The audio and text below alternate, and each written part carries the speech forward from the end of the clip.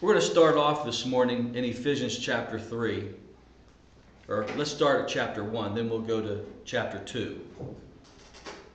And I'm just going to recap a little bit of where we've been in the last couple of weeks. Ephesians chapter 1. And then we're going to eventually get to Hebrews chapter 6. If you just want to make those, get to that place in your Bible.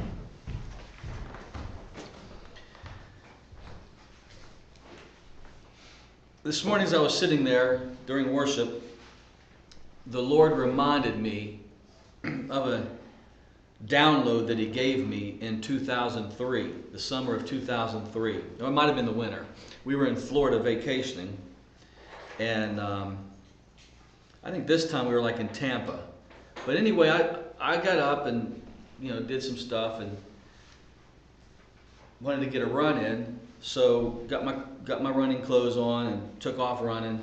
I didn't get not even a half a mile into the run, and the Lord just gave me one thought. Now it's not relevant what the thought is, because what it was just a seed, a thought that just opened up the heavens. I mean, I've just never had something where God would just say something to me, and then it would just boom, boom, thought after thought, snapshot after snapshot. I just started seeing things, and things started opening up. So much so that I had to turn around and go back to the house that we were staying at and get a yellow legal pad out and wrote page after page after page after page.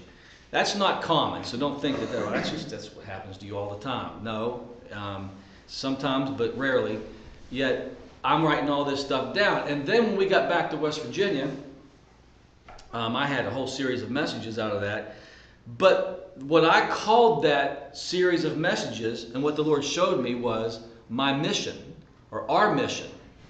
And so let me just give you just a little bit of it, and we'll look at the scriptures, and then we'll get into the message. What it was, when I took off running, one of the main things He said to me out of it all was my reason for being. And a lot of people don't have a reason for being. In fact, because they don't have a reason for being, what they do is look at things that are happening in their life and think that's their reason for being, because they don't have the understanding of why they're here. So they look at their job as my reason for being, a career, or I'm a father, say, or a husband, or what have you. And so you think, well, and then everything centers around that thing that you think you're here for. When in essence, God created us and gave us a mission, a purpose, a plan. And it's not the career, it's not the family, it's not the things that we think they are, because that's what life hands to you. For instance, I'm not here, and I can already see this is going to be a long introduction to get to where I want to go. But I'm not here as a youth to go to school. That's what the world has me doing. And so there is an element of having to get some type of education. I think I want to know what 1 plus 1 equals somewhere down the road. Now, when you get to algebra, I don't think I'll ever use that. But I think I might use 1 plus 1 equals 2. I think I might have to communicate to people, so I need to learn how to talk. I need to learn how to write. So there's that basic element of education. But that's not my reason. That's my preparation. School, in the respect, then, is preparing me for what God has. Then I get a job. Well, that job is my mission field for whatever God's called me. And finances, that job will be my financing to some degree of what I'm called to. If I'm not called to really anything ministry-wise, then that job is my mission field, and they're going to pay me to be on that mission field. And there's different ways to look at it, which we've developed over time, and we'll look at it again down the road. But I just want to show you something here, springboard into the message. So that we're here for a reason. And it's not the job, it's not the schooling, it's not relationships. It's all those enhance the. They're part of it, but they're not the main reason.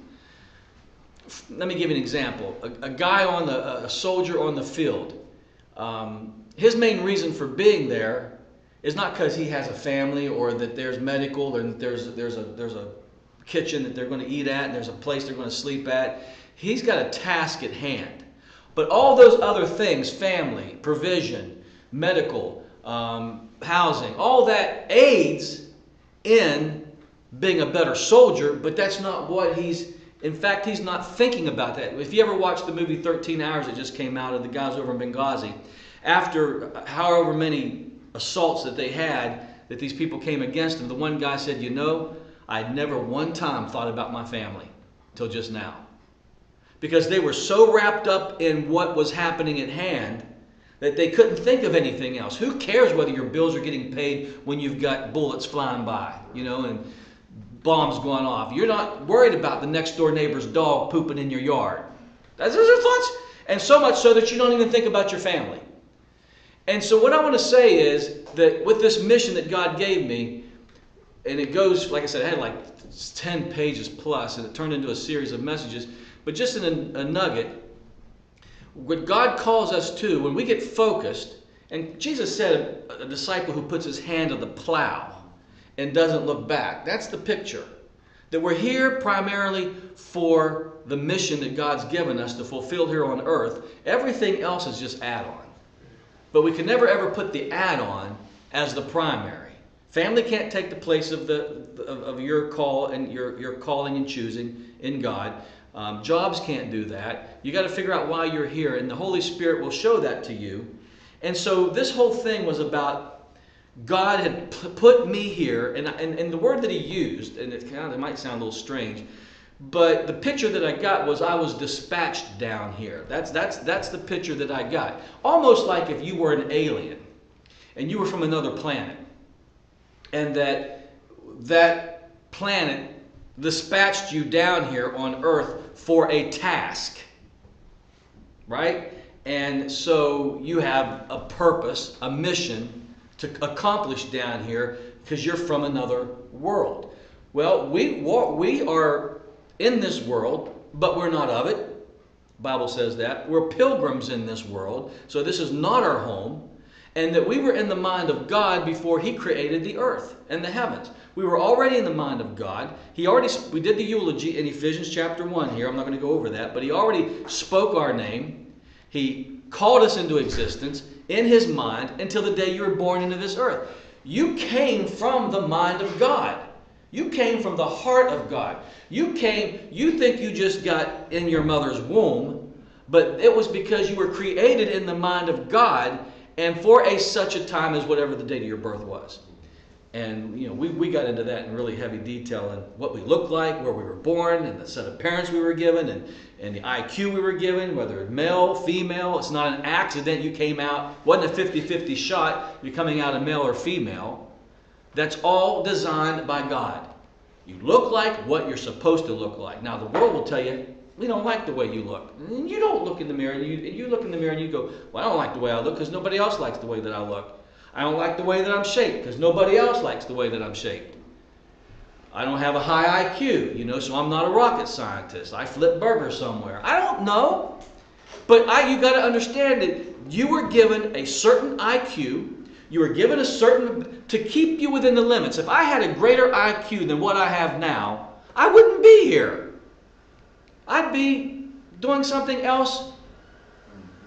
If I looked like I came out of a GQ magazine, I'd have models hanging around me all the time. Right? Huh? You only understand your looks only attract a certain type of people, meaning this. There are other people that aren't attracted to you because they're not called into your life.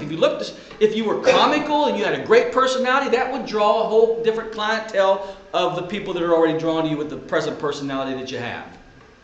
So you got to realize that, and we talked about this last week in Acts, that God gives us times, seasons, and boundaries. And you can't go faster in life than what God's already ordained. And you can't set other boundaries.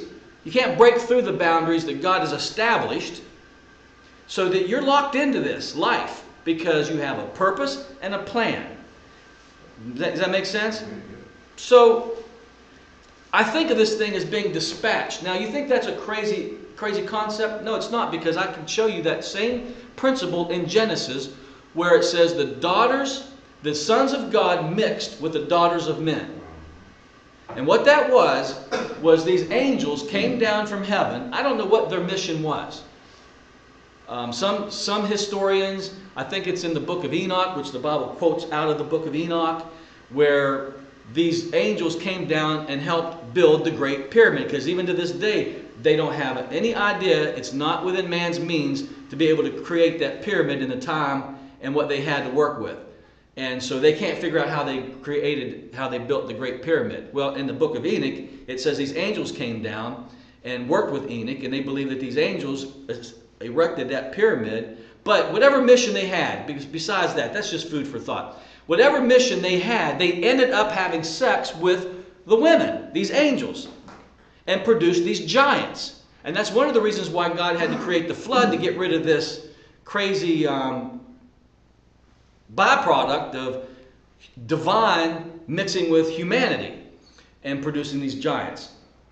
And no one liked these giants. You read the book of Enoch, it's very interesting because Enoch's really mad about these guys, and he's complaining to God about this new breed and this humanity that's wrecking havoc, producing these giants. Anyway, but look at the concept that these guys were dispatched from heaven, these angels, for a purpose, and got entangled in human affairs.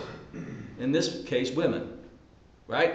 No different than what Paul talks about in 2 Timothy chapter 2, where he says a good soldier doesn't get entangled in the affairs of life. So in other words, while that soldier's on the battlefield, he's not worried about, like I said earlier, what his neighbors are doing, or what in that movie, 13 Hours, they didn't, under all that attack, they didn't even think about family, because they were involved in what God, or what they were called there to do. Same thing in our life. I'm called for a purpose. God has a plan for you, for me, and that always has to be the task at hand. It's got to always be the primary thing. It's got to be the one thing.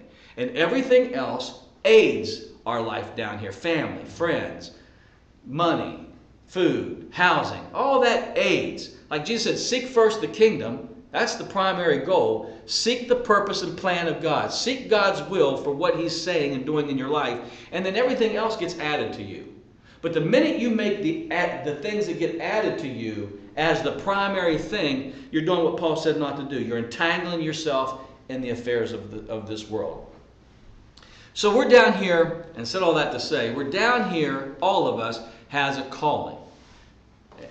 We've been chosen. We have a calling. There's a purpose and plan. Now look at Ephesians chapter 1, and let's look at verse 11. And Paul gives us a little bit of an understanding here about our life, that we are called down here. And in 11 he says, in whom also we have obtained an inheritance, being predestined, according to what? The purpose of Him. So you were designed by God, destined by God. Predestined means, the word pre means in the Greek beforehand. And God saw beforehand, or determined beforehand, the creations of the world, that you would exist.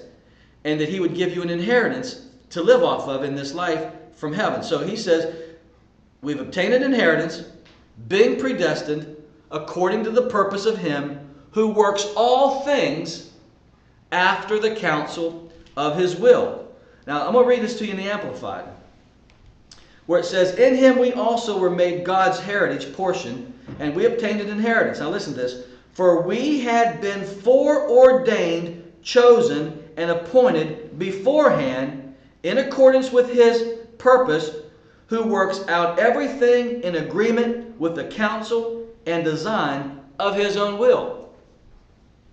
What does that mean?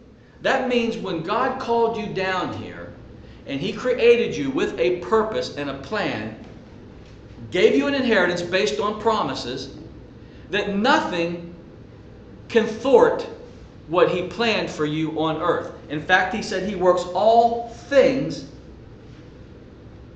in agreement with the counsel and design of His own will. So if bad things happen to you by other people, God says that won't. Now, in the natural, it may look like, hey, that guy got me fired. You believe that? And then we get bitter, we get mad, we get upset, Rather than go to Romans 8:28, says that God works all things together for good. Not some things, but all things. And if that guy could get me fired, God allowed it. Because he has a greater design and plan. It's no different than what Joseph said to his brothers. Now Joseph gets this dream. And his brothers get jealous over the dream.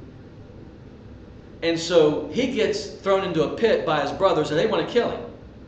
And God gave him purpose. The dream is a purpose, is a plan for Joseph's life. And his brothers don't like it and they want to kill him. Well, one guy was a Reuben who said, hey, no, let's not kill him. So then these guys, these Midianites, they call them a band of gypsies, come down there on their way to Egypt. And they sell their brother as a slave to these Midianites who are going to take him to Egypt and sell him as a slave. He ends up in Potiphar's house. So now he's been attacked by his brothers. And all the kid had was a dream. Then he gets falsely accused of rape in Potiphar's house by this woman who wants him, and he doesn't want to have nothing to do with her. And she lies and says, he raped me, because she's scorned.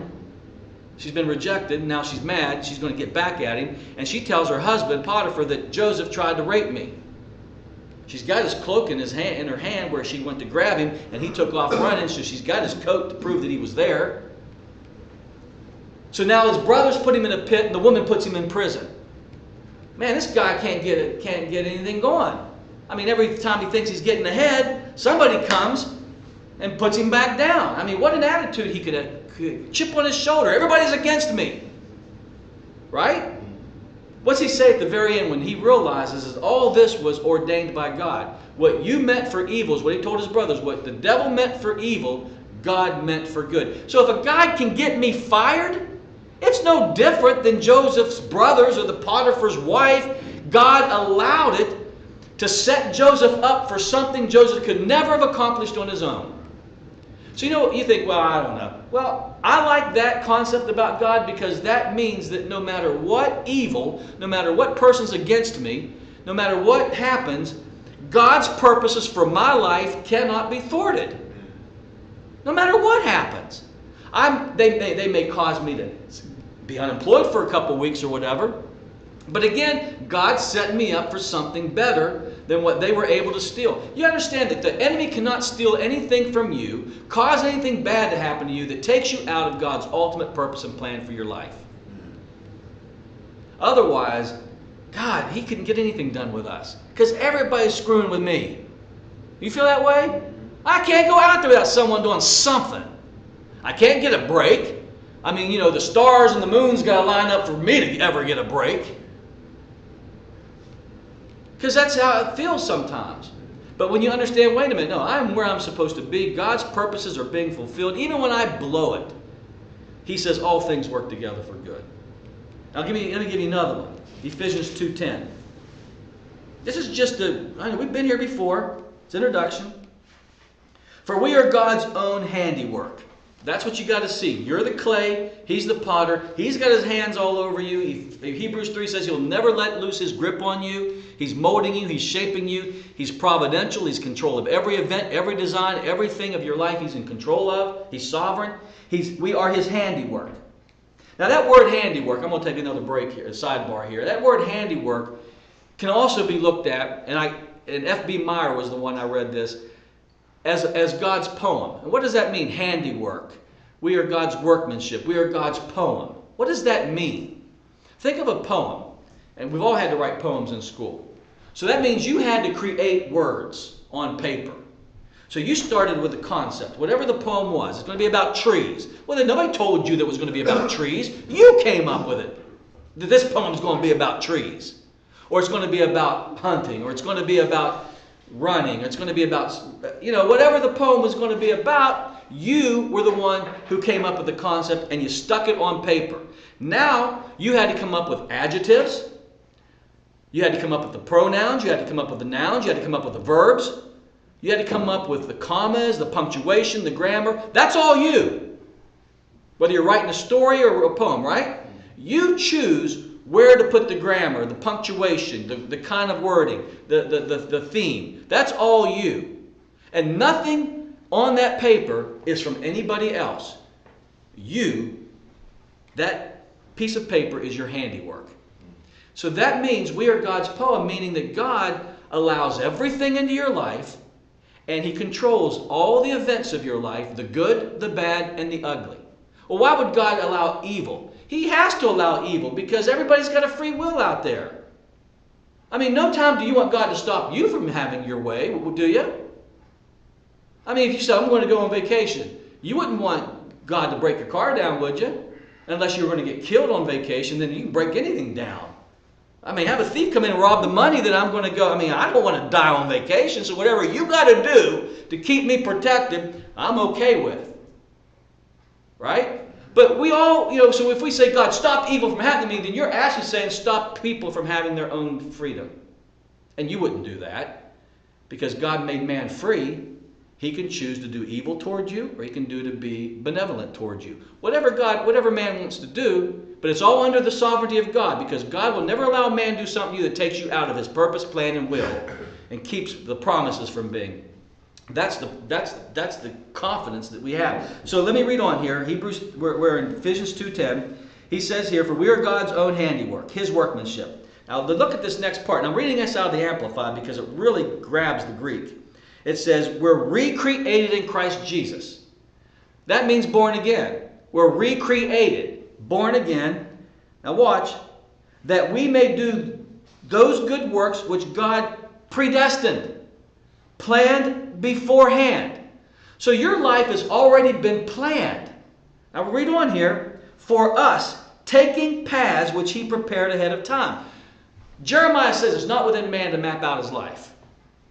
So that means you cannot figure your own life out.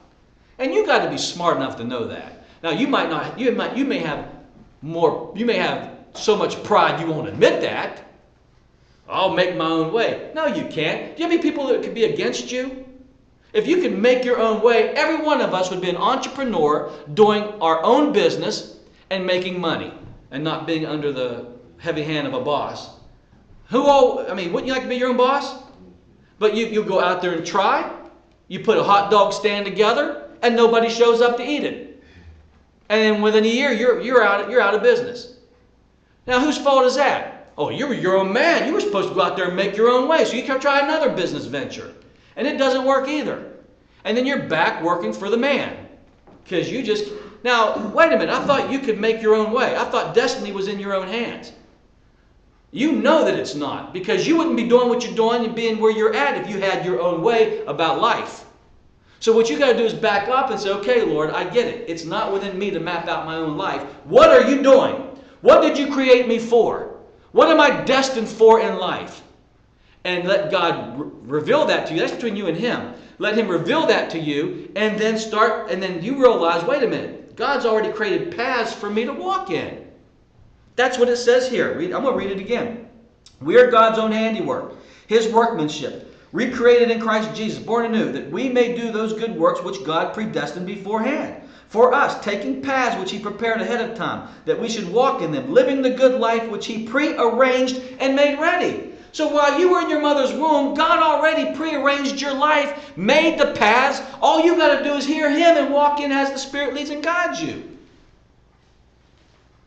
It's more simpler than what the church has laid out for you. Well, I can't hear God. There's many ways God speaks. Still small voice, through desires, through dreams, through visions, but mostly through desire. I tell people, if you've got an overwhelming desire for something, that's a good indication what direction you go to. The bent in your life, that's the direction God's created you to be. Whatever bent you have is how He created you. And if it's godly and if the Spirit of God's on it and you've got a peace about it, that's the direction to go in. Huh? It's really easier than what the church has laid out. Now, I like when he says, prearranged and made ready for us. And we find this in the story of Jeremiah, where God says, Jeremiah, I knew you. That word know is intimate. That means that somewhere in the eternity past, God and Jeremiah were together. Whether it was in the mind of God, I'm not sure. But Jeremiah was in the mind of God. He said, I knew you before you were in your mother's womb. So somewhere God had already known Jeremiah and destined him to be born at such a time with this woman. And then he went on to say, and I ordained you to be a prophet. So God already laid out when Jeremiah would be a man, he'd be a prophet, he'd be born, and what God's will for his life would be. We find that in Jeremiah. And that's the same way with you. God would say to you, I knew you before you were in your mother's womb, and I've ordained you to whatever it is you hear the Spirit say that you're called to. The purpose and plan that God has. Does that make sense? Now let's go to Hebrews chapter 6. Again, my introduction is longer than what I wanted it to be.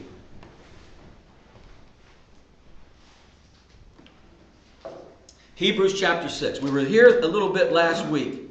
Now here's what you want to hear, because this is, to me, this is what keeps you out of unbelief. Keeps your faith active. And keeps your hand to the plow, not looking back. Hebrews chapter 6. Now I'm reading this. I'm going to read this whole thing out of the Amplified today. So it's not going to probably line up with what you're reading out of, but it'll work. I'm going to start at verse 12. Now keep everything in mind what we just said by way of introduction. Now watch this. In order that you may not grow disinterested. Now I love how the Amplified says this. Now what's the King James says in verse 12? That you not be slothful. What's he mean? Sluggish, slothful. What does he mean by that? Well, the Amplified says don't become disinterested. I am finding, and me and Greg was talking about this last night.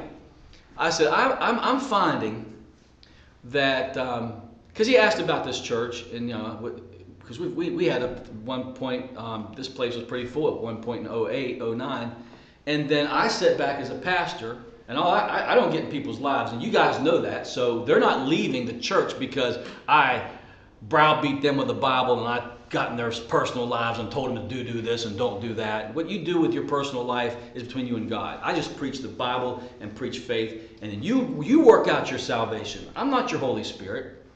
All right? So I don't get involved in people's lives. But I was telling him, I said, but I can tell you everybody that I know was here at one time, and I can tell you that overall, they became disinterested. Certain things happened in their life. They got busy over on this end. They got busy with their family, got busy with their career. They had a setback in their life, whatever. All hell broke loose. And they just became more interested with their personal lives than why God called them. Because none of them came to me and said, we're leaving for this reason. They just became dull in hearing over time. The progression of Hebrews. What's after dull of hearing? Drifting. You become dull of hearing. It's a progression in the book of Hebrews. It starts off with dull of hearing. You have it written down? He starts off with dullness of hearing. Then it becomes, when you become dull of hearing, then you start drifting. Then what's after? They're all D's. What's after drifting? Doubting. Then you start doubting. Then, was there 5 of them? Yeah. So there's dullness of hearing, and when you become dull of hearing, you start drifting. Then you start doubting. There's 2 more. Then the end is despise, where you just simply say, I'm done. That's probably a backslidden state at that point. But God gives these warnings that how did these people start despising the stuff? Is because they started off dull of hearing. Right? So there's a progression there. Anyway, disinterested. How do you become disinterested? I'm no longer interested in why I'm here on this earth. Because I become entangled with the affairs of life. I have my own pursuits. I'm doing my own thing, thank you. And I'm going to go to a church that doesn't preach, put your hand to the plow and don't look back. I want to look back. Don't tell me not to look back. I want to look back. Well, I'm not telling you not to look back. That's what Jesus said. If you want to be a disciple, you got to put your hand to the plow and don't look back. Now, that's not talking about legalism and perfection. It's simply be about the Father's business. Why am I here? Keep that the primary thing. It's not perfection. It's just if you understand why. Let me ask you a question. Everybody here has a job or used to have a job, and that job gave you a job description. They weren't looking for perfection. All they says, are you basically doing what you're here supposed to be doing? Yeah, well then you're fine. You're pretty much fine. You know? It reminds me of that Seinfeld episode where George has sex with the maid. And he says to the boss, was that wrong? I mean, I'm not sure if that was wrong or not. I mean, I'm doing my job, but if I had known that was frowned upon in this place, I would have never done that. Right? So there are things to get fired over. But for the most part, if you are just doing your job, you're okay. And most of us, I've never gotten fired. And I believe you me, I ain't perfect, and I've never gotten fired, so I think it takes a whole lot to get fired, unless someone lied about you. However, I'm saying that as long as you're open in that I understand why I'm here, and I'm fulfilling as I hear the Spirit, you're okay. God's not looking for perfection. He's not looking for you to be a fantastic worker. He just says, hey, just give me your trust, and I'll work the thing out. I'll open the doors. I'll tell you what to do. You just walk through. I'll give you the grace, the power, the desire, everything. Did you find it? It doesn't matter. Anyway, so put that aside now. Now watch this. He says, and we're at Hebrews 6, verse 12. In order that you may not grow disinterested and become spiritual sluggards, but imitators, behaving as do those who through faith and leaning their entire personality on God, in Christ, in absolute trust and confidence, and see, there it is. That's all God's looking for, is that you trust Him. He's not looking for perfection. He's not looking you dot your I's and cross your T's and make sure you do everything just right. He says He's just looking here for people that will trust Him, and by practice of patient endurance and waiting for now, inheriting the promises. So what we want to do, and I'll just read that in the King James real quick, in case you got lost in all that amplified. That ye be not slothful, but followers of them who through faith and endurance inherit the promises of God. So how do I inherit God's promises? How does God's will get accomplished in my life? Through promises. How? Through faith. Not anything on your own. It's not through your IQ. It's through faith. You trusting Him. Now, the one thing I want to bring out in verse 12 is waiting. The Amplified says, let me read the bottom of it here. And by practice of endurance and waiting, they inherit the promises. Faith and endurance. Endurance is waiting. It means you're just waiting on God to open the door. You're not trying to open the door yourself. You're not trying to manipulate people to get ahead. You're not trying to coerce people. You simply said, God, if you're doing this, I won't have to manipulate people. You'll give me favor with people. I won't have to step on people to get up the ladder. They'll willingly walk out of the way to let me through if this is what you're doing. Because God's not going to have us coercing and manipulating and hurting people and lying about people. I can't get this position unless this guy gets fired, so I'm going to lie about him and get him fired. God would never lead you to do that. But you got to wait. Because God will all of a sudden say, well, I'm going to give this guy that's ahead of you a better job somewhere else, because if I've called you to take that position, you're getting it. No matter what. So you have to wait, though. That's called endurance. You inherit everything you're supposed to get in this life through faith and waiting. And nobody wants to wait. And I'm telling you, I hate waiting. I literally hate waiting. I hate to go to a restaurant, and I don't care if there's 2 people in front of me or 20. It doesn't matter. I hate waiting. I hate Walmart. And you know what I mean by that. You got to wait because they've got 20 cash registers and 2 are open. And you're clear back to the electronics in line. Of course, I'm exaggerating, but it feels that way sometimes. And you know what? I always look at the wall and think, where's the clock? Because I know I've been in this line for 15, 20 minutes. I hate waiting. But worse than that, when God gives me a promise, I have to wait for Him to fulfill it.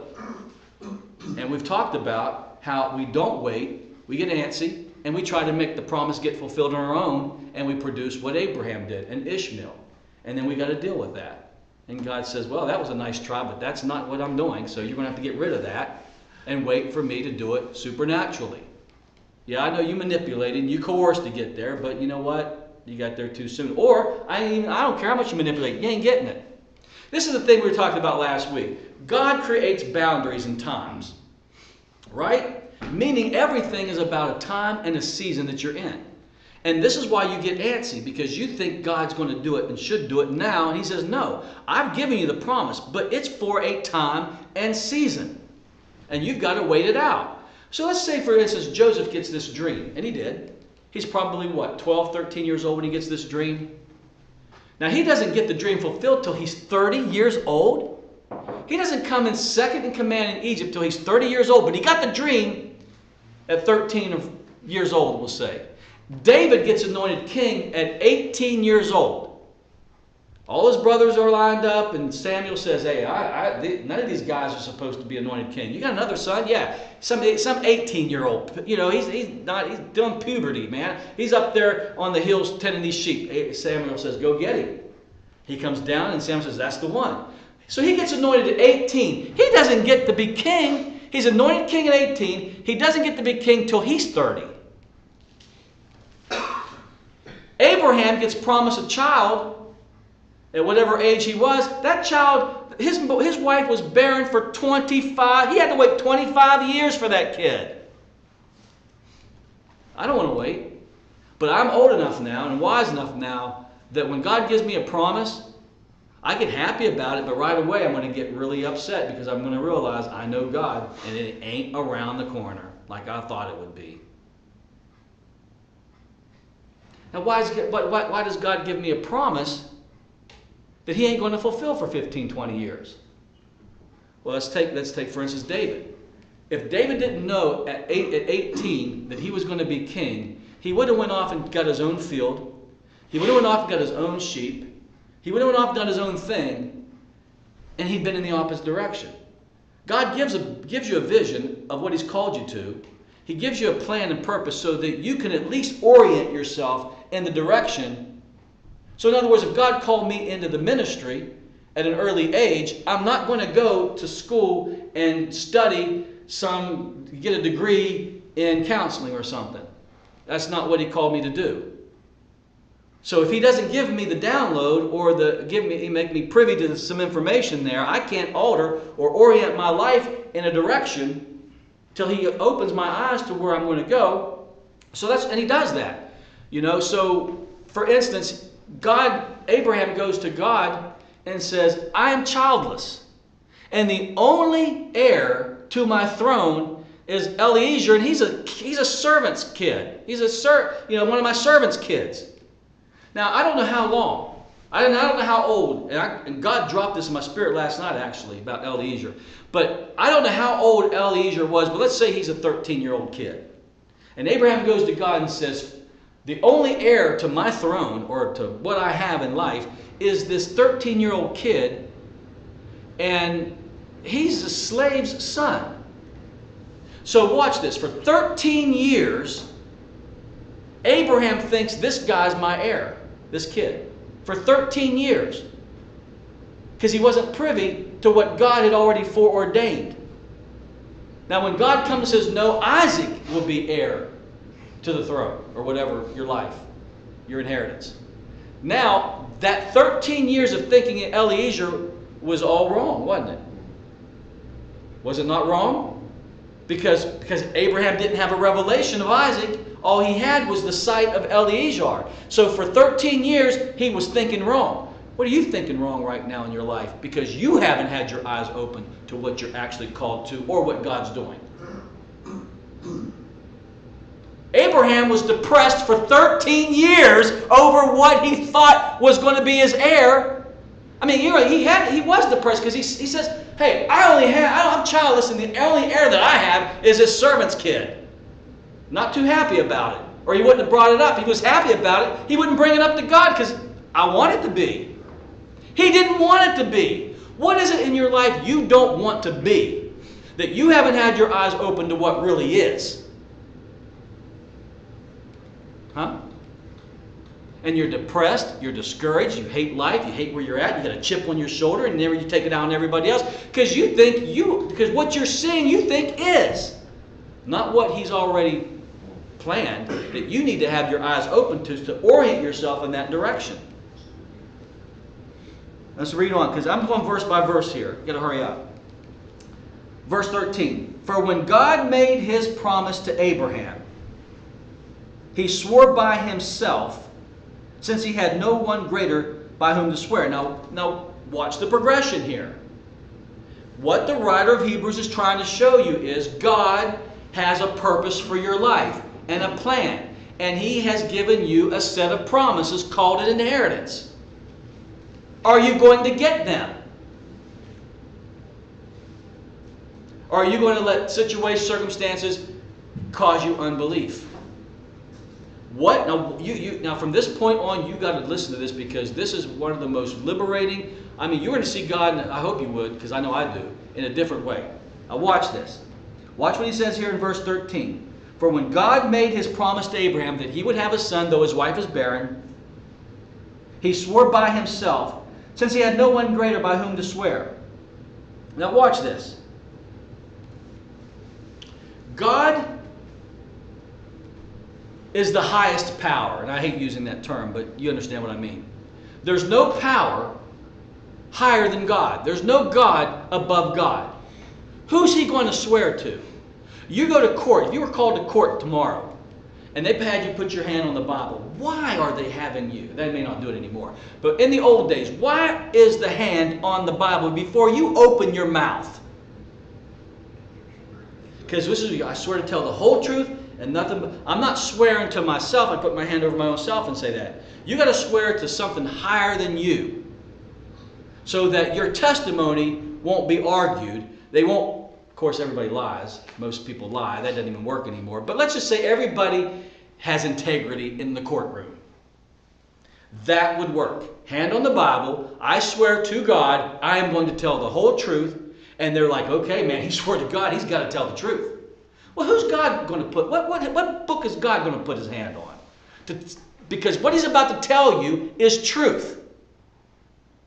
So what book's he going to put his hand on? There is no book higher than the Bible, and there is no God higher than him. So he has to swear by himself. He has to put his hands on himself and say, I swear to myself, what I'm about to tell you is truth. And you can take it to the bank. You understand that? That's what that verse means. Now go to the next verse.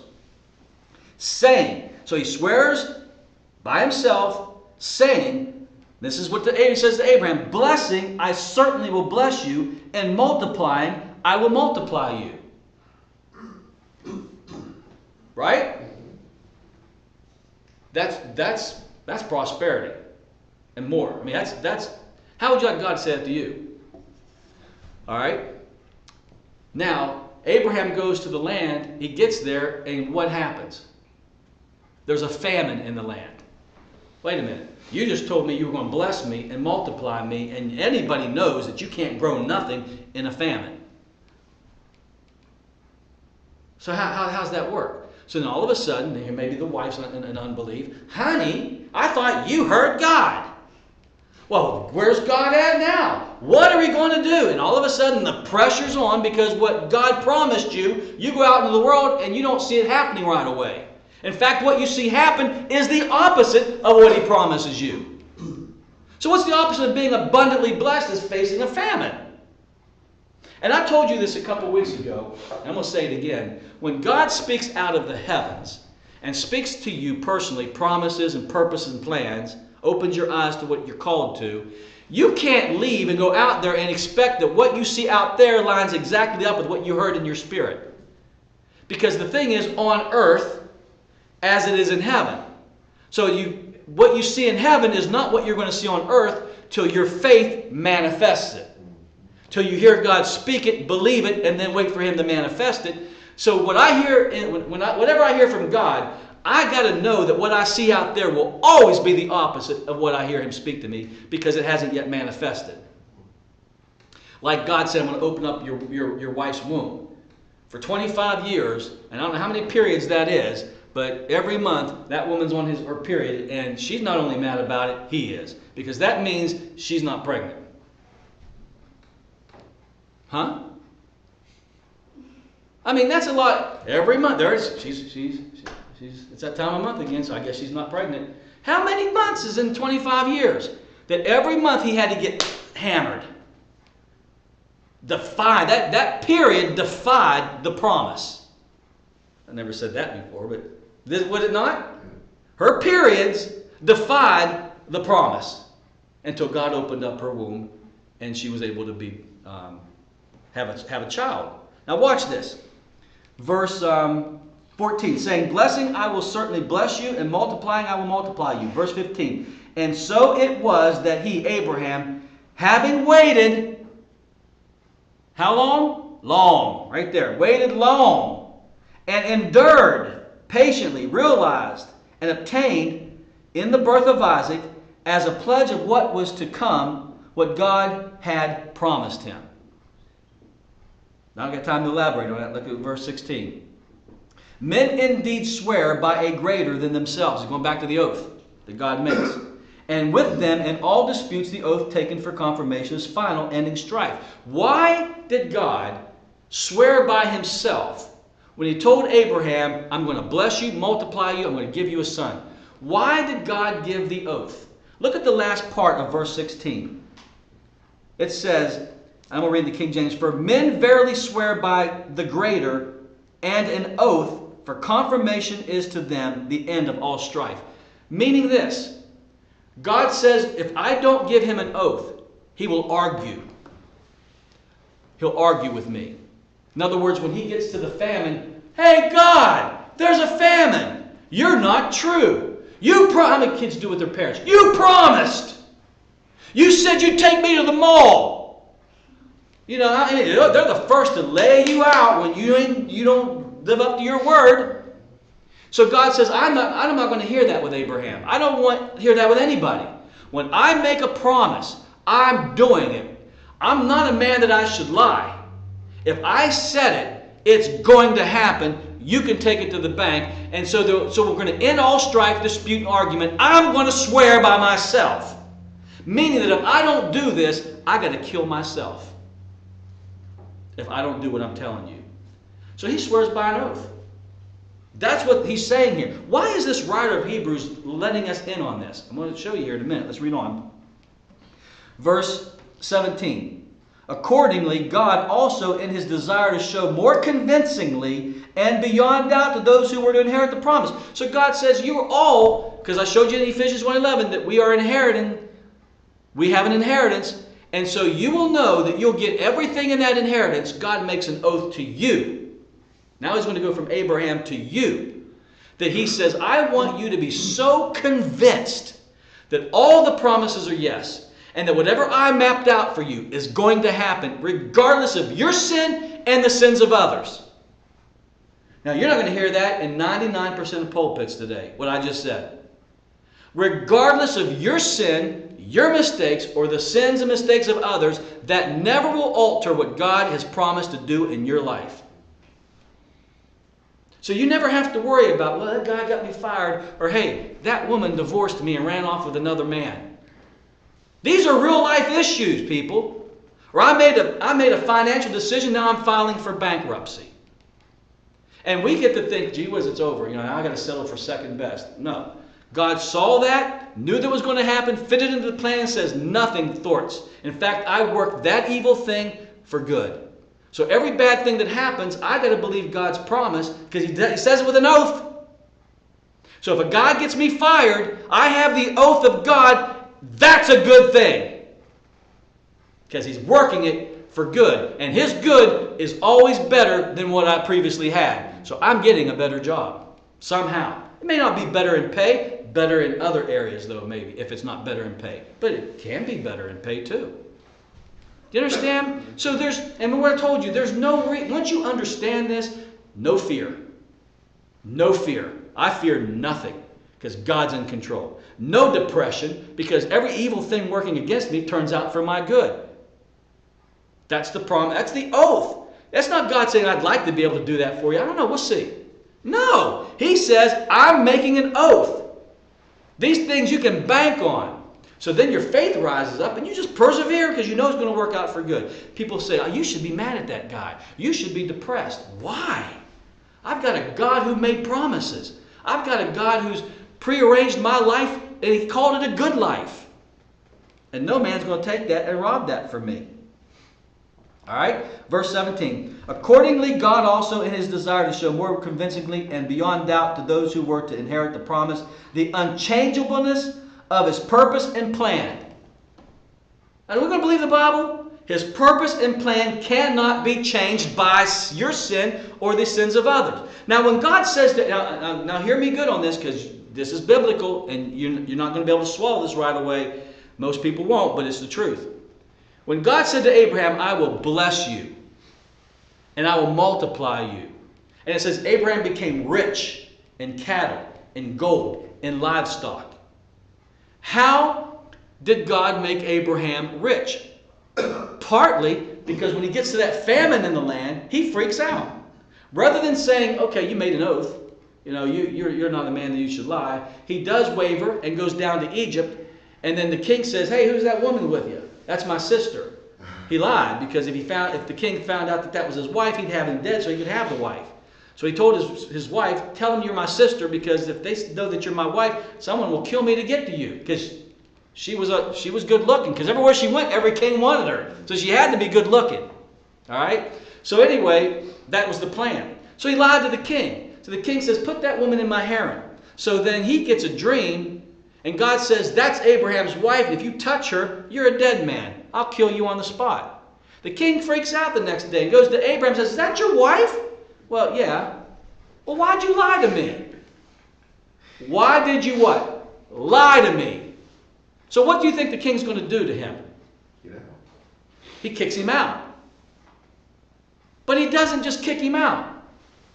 He gives him a bunch of gold and silver and blesses him. So in reality, how did Abraham get rich? Through his lies.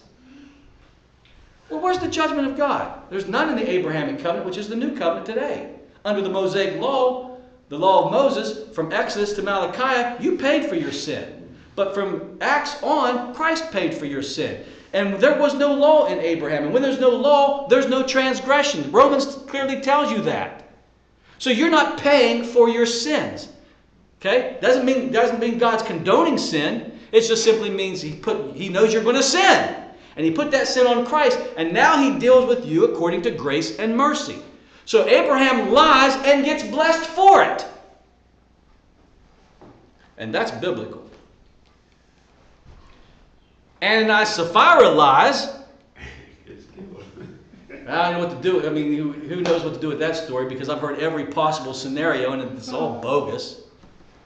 I mean, really it is. I mean, I have a take on it. It's on the internet. But anyway, so I don't get it. Abraham gets to lie and gets rich. Ananias Sapphira lies and they get killed. It's not contradictory. You got to listen to the message to understand what that means. But anyway, I'm saying God is not paying you according to your sin. He's blessing you according to Jesus' obedience. Not your obedience. Come on, really? You think you're that good obeying? Because you might go a day without sinning, but the next day you're going to sin. And your obedience, come on. Your obedience isn't that great. You're going to brag about your good works because you know you could always do better works, right? So God says, I'm not blessing you based on your works. I'm blessing you based on what Jesus did on the cross. And God says, I'm blessing Abraham not because he lies, but because I made a promise to myself to bless him. He didn't make the contract with Abraham. In other words, if you don't lie, I can bless you. But if you lie, I can't bless you. He didn't make that kind of contract with him. Because if he did, he would say, you do your part, I'll do my part. If you obey, I'll bless. That's not the covenant of Abraham. He puts Abraham to sleep and makes the covenant with himself. And Abraham has no clue what he's saying. Now, under the Mosaic covenant, God said, if you do this, I'll do that. That's a whole different covenant. But Paul says in Galatians that Mosaic covenant does not supersede the covenant previously made called the Abrahamic covenant, which is the new covenant today. I'm just telling you, we're not under the Mosaic covenant. What this writer is trying to convey to us is we're not under the law. We're under the new covenant. We're under the Abrahamic covenant. God's dealing with you like he dealt with Abraham. That's why he keeps talking about Abraham here. Let's move on because I want to close this out. So he says there in verse 18, this was so that by two unchangeable things, his promise and oath. That's what's unchangeable. So if he makes a promise to you, it's unchangeable. It doesn't matter if God says you're going to get a raise and someone lies about you and you get demoted. Doesn't matter. You're getting the raise. You're getting it doesn't matter because nothing, he makes an oath with his promise. Now I can promise you people, I'll be here next week. How many would believe that? You better believe that because I've never missed a Sunday for God knows how long. I haven't been on vacation since 2011. I'm here all the time. I'm chained to this pulpit. All right? I mean, it's rare that I won't be here, so what's the odds I'm going to be here next Sunday? You going to be a betting man? What's the odds? Pretty good, aren't they? Yeah. But what if I get really sick? I'm out there running and I get hit by a car, which is nowadays the way. There's pedestrians don't even exist on the streets anymore. Forget that stuff. I mean, I got to run so defensively. I mean, she's not going to stop. I guarantee you she should stop. It's a stop sign, but I don't trust that. And so many times I'm like, see, I know people and I know how they are. I'm running. I'm only 3 feet away from that car. You think he's going to let me go across? I'm right there. He's got to hurry up and get out because he's got a bigger car. He's bigger than me. He got a car. I'm just some pedestrian. And by rights, I'm right there. He doesn't take off. I'm right there. I always just slow down and just automatically go behind him because I don't trust him. So I could get hit by a car. And I can't be here next week. I can promise you, but I don't know. In other words, I'll be here if everything works accordingly. See, God says to you, I promise you, irregardless if things work accordingly. Grab that. Just let that sink in. God says in you make promises, but things can keep you from fulfilling those promises. Me, nothing. Irregardless of what happens in this life, I'll do what I say I'm going to do.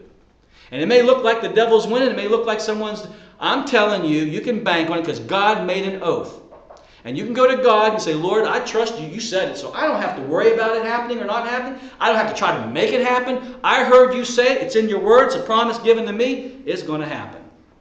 And if it doesn't, you're a liar and you need to kill yourself. So I expect you around noon today to be hanging from the gallows. You put the noose around your neck, and I expect you to be hanging from it in about an hour because you just lied to me.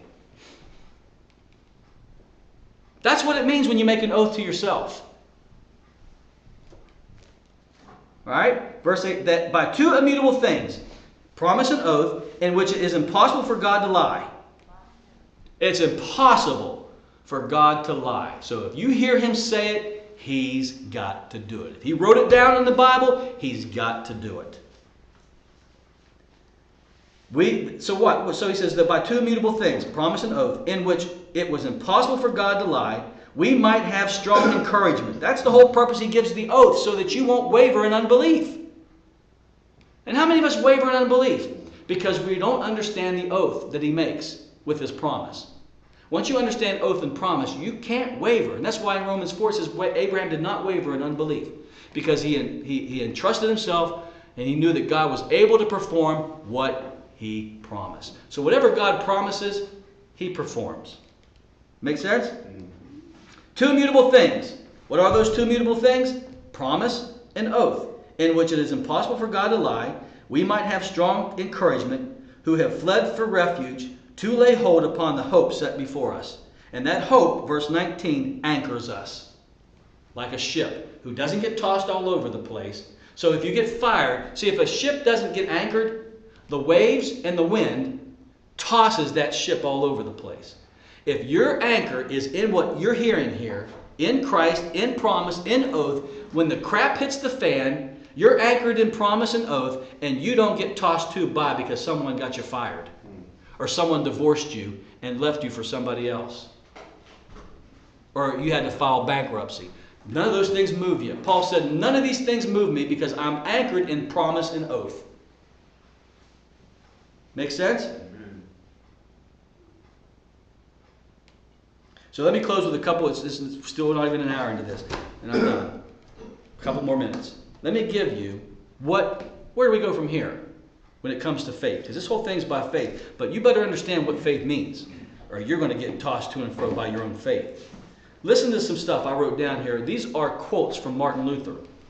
Luther's theology revolves around the assertion that we receive justification by faith alone. That's our salvation.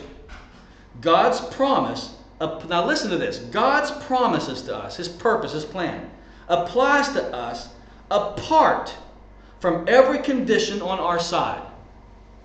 What does He mean by that?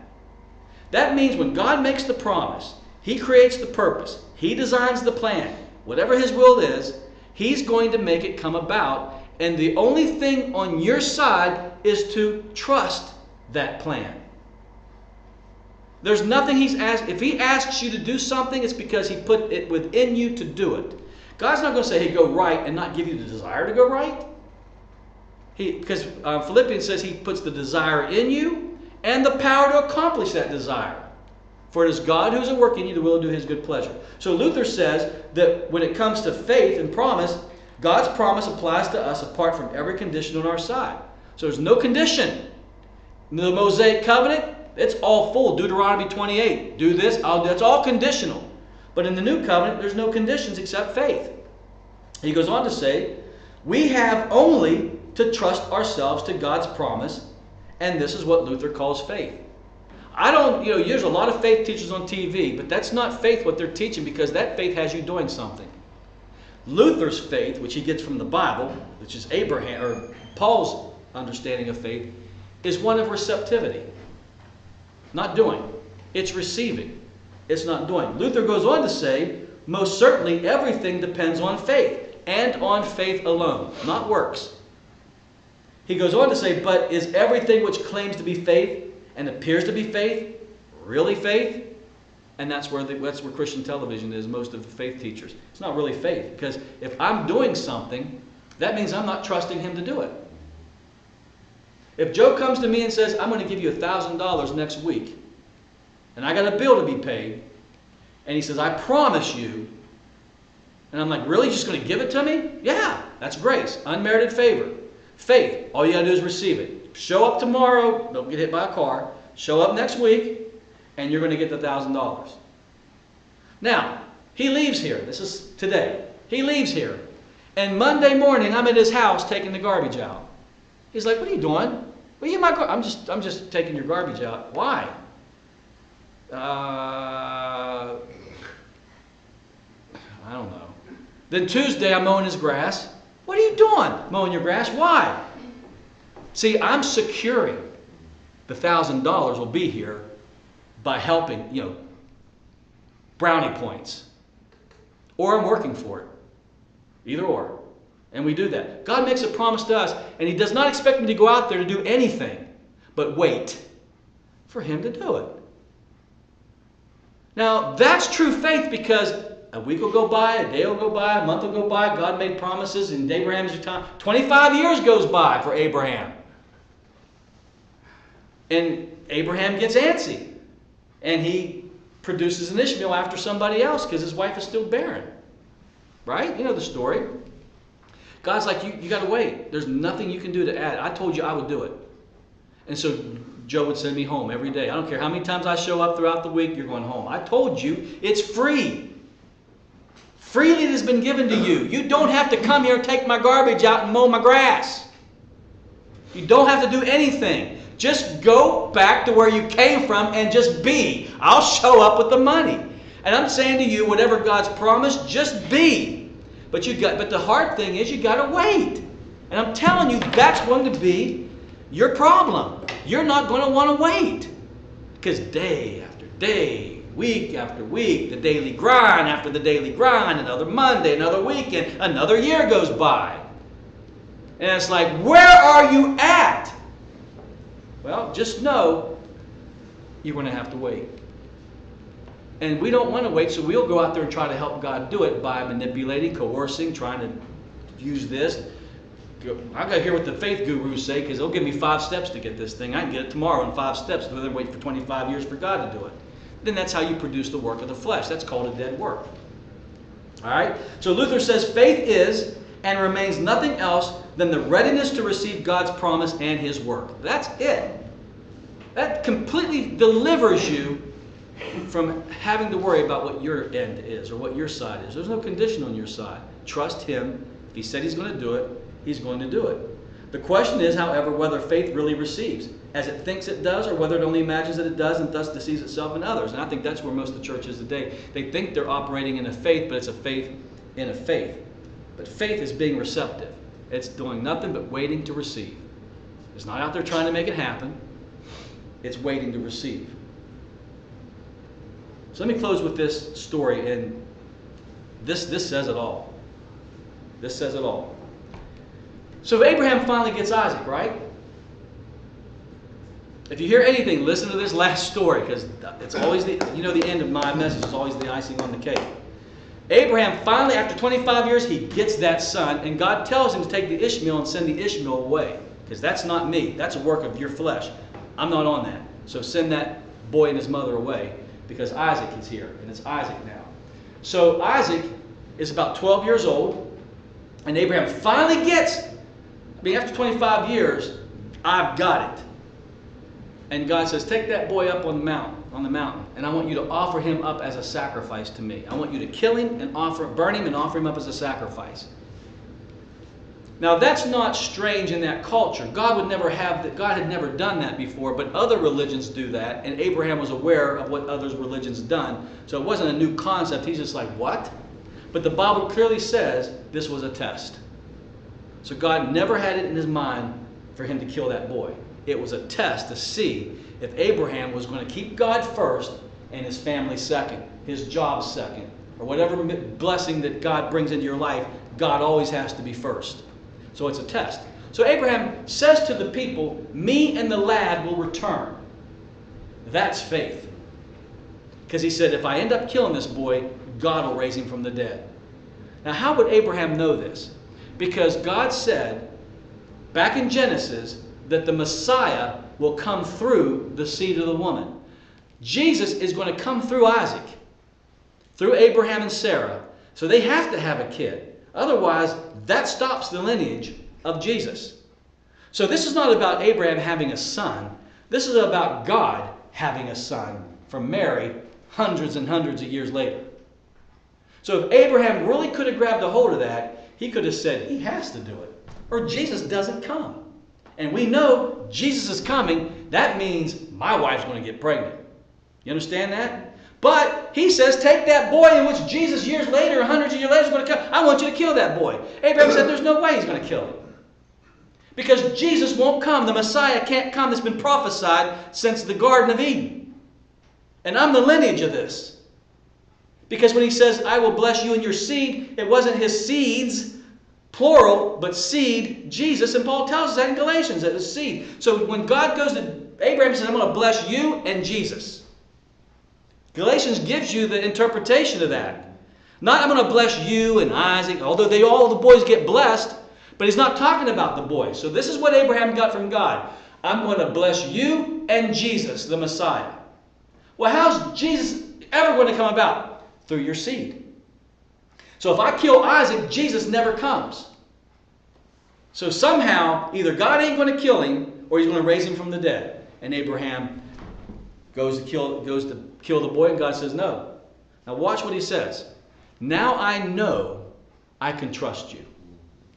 All this time you've been trusting me, but I don't know if I can trust you. And this is why it was a test. And then he says to him, blessing, I will bless you. Multiplication. I mean, I told you that in the beginning, but because in the beginning he says, I'm going to bless you and multiply you. That was the first promise. After he tried to offer up his son, and God said, now I know I can trust you, God says, I will, how is it? I will bless you with much blessing and multiply you with much multiplication. In other words, if you keep this thing in the arena of faith and go as deep as faith will take you, that's how much blessing and multiplication you'll get. Had you held that son back, this is what Abraham would have said to God. I can't trust you any longer. I got to hold on to my job. I got to hold on to my family. This is why I said if you lose your job, let it go. If you lose a spouse, let them go. If they divorce you, let them go. Because if you hold on with white knuckle, they're leaving anyway. You can't manipulate people to stay if they don't want to stay. You can't manipulate people to love you if they don't love you. You can't make them love you. And some men think you can do that with their manipulation and their force. And they never want to go away. And sooner or later, the man's got to realize, walk away. Or the woman, walk away. You can't get anything out. It's over. And you got to say, God, obviously, this ain't what you're doing. I'm willing to give this thing up now. Because if this is not what you're giving me, whether it's a job, a relationship, or what, if this is not you, you got something else. And you can't hold on to anything in life with a white knuckle and put it before God. Whatever God tells you to do, you do it because He's the one who brings the promises. He's the one who overlooks and governs the promise. And he could not have killed Isaac because then he would have been a liar to himself and to the Messiah coming. So whatever God tells you to do, you can trust Him that He already knows what He's doing, and you can let it happen. But what I want you to see in this was Abraham getting that word from God. Boy, if you were going to get blessed and multiplied, I'm really going to bless you and multiply you now. And I couldn't understand that. People think that's a work. Abraham earned that. No. This was all faith. And the bottom line is that if you can walk this life out in total trust in God, He says faith will take you all the way. And you'll get everything. Unbelief will never be a problem. You will get it all, everything, just simply trusting Him. That's the message. Trust. And I've said this a million times. If you had kids, or you're in love with somebody, do you want perfection from them? Or do you want trust from them? I used to say that all the time. And I began to think, gee whiz, some people would choose perfection. I don't care whether you trust me or not, just as long as you're perfect. But God's not looking for perfection. Religion preaches perfection. You were telling me about a guy who thinks that he's perfect. You imagine somebody thinking they're perfect? So God knows that's not realistic. And He's not looking for perfection. He's looking for trust. This whole Bible is about trust, faith.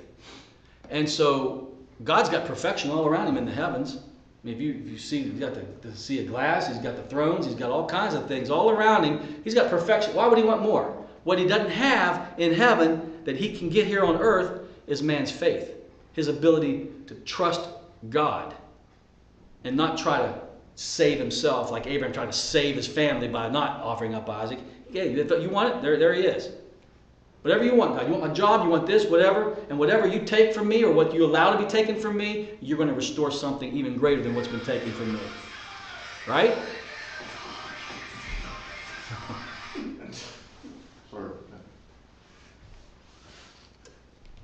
Well, that's a good place to stop anyway, I guess. Let's stand. Heavenly Father, Lord, you're looking for trust. You're looking for trust. And trust is tough. When the pressure is on, and we know there are things we could do to fix things, there's things we can do to save things, we can always help out along the way. But God, you're not looking for that. You're not looking for work. You're looking for trust. And for faith, you'll work through us. There'll be works, but they're your works, not ours.